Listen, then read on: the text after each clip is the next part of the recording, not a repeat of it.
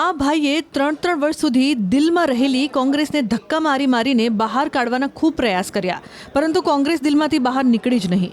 આખરે દિલના દાઝેલા મુકેશભાઈ ભાજપ મૂકીને કોંગ્રેસમાં પરત ફર્યા. મહેશ રાજપૂતે ખેસ પહેરાવીને તેઓને આવકાર્યા. મીડિયા સમક્ષ વાત કરતા મુકેશ ગામીએ દાવો કર્યો કે તેઓ મોરબી કોંગ્રેસના પૂર્વ પ્રમુખ અને દિવંગત નેતા કિશોરભાઈ ચીખલિયાના ખાસ મિત્ર છે. કિશોરભાઈ જીવતા હતા ત્યારે વારંવાર ફરી કોંગ્રેસમાં આવવા આગ્રહ કરતા હતા, પરંતુ અચાનક તેમની વિદાય બાદ તેઓને અંતિમ ઈચ્છા પૂરી કરવા તેઓ હવે 30 કાર્યકરો સાથે કોંગ્રેસમાં આવ્યા છે. ચૂંટણી આવે એટલે પલટી મારી જવી એ નેતાઓમાં જાણે કે હવે સામાન્ય બની ગયું છે. મુકેશભાઈએ પણ કોંગ્રેસમાં ઘર વાપસી બાદ દાહપણ ભરેલી વાત કરી.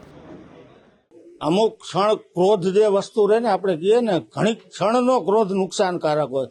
એ આપણને હવે સમજાણું કે ક્રોધ એક વસ્તુ ખરાબ ચીજ છે.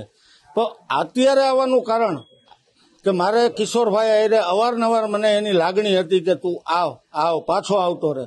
મહેન્દ્રનગર 2 વાર આવ્યા હતા.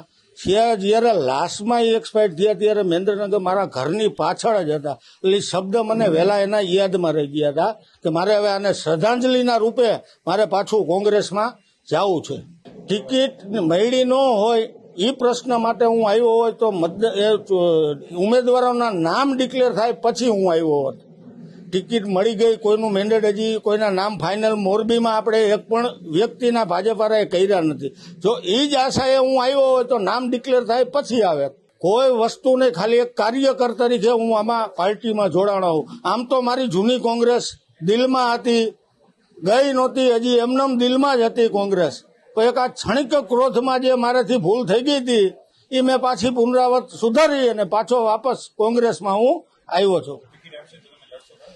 પાર્ટી જે આદેશ કરે એ એમ કે તારે 13 વોર્ડમાં મથવાનું તો 13 એમ કે આ વોર્ડમાં લડવાનું હોય તો એ વોર્ડમાં, ને નથી લડવાનું તોય કોઈ પ્રશ્ન નથી. કોંગ્રેસના પક્ષ માટે મારે કામ કરવાનું હોય અને ઉમેદવારોને વિજય બનાવવાનો.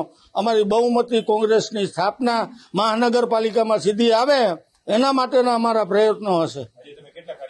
આજે અમે 30 કાર્યકર સાથે ભાજપ છોડી અને કોંગ્રેસમાં પદગ્રહણ કર્યું છે. કિશોરભાઈની લાગણી, કોઈ ભેદભાવ મારે કિશોરભાઈ સાથે નહોતો.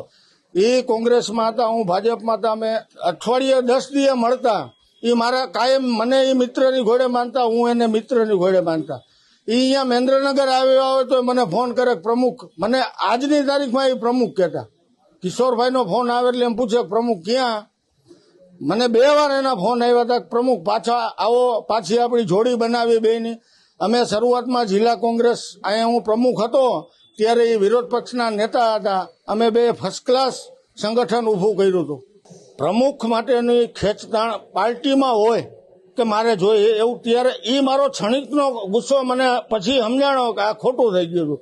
પણ જે આ કિશોરભાઈની દુર્ઘટના બની ને એનાથી મને આઘાત લાગ્યો, એટલે પાછો હું મારા મિત્રના સુમન આપવા માટે એની લાગણીને માન આપી અને પાછો હું કોંગ્રેસમાં જોડાયો. ભાજપ સાથે તમે મને કાર્યક્રમમાં, ભાજપના કાર્યક્રમમાં બહુ જોતા, કોંગ્રેસમાં જોતા, એટલે તમે મીડિયાવાળા મને ભાજપમાં જોતા ઓછો હોય. હાવ કોંગ્રેસમાં તો હું અગ્રેસર રહીને કામ કરતો.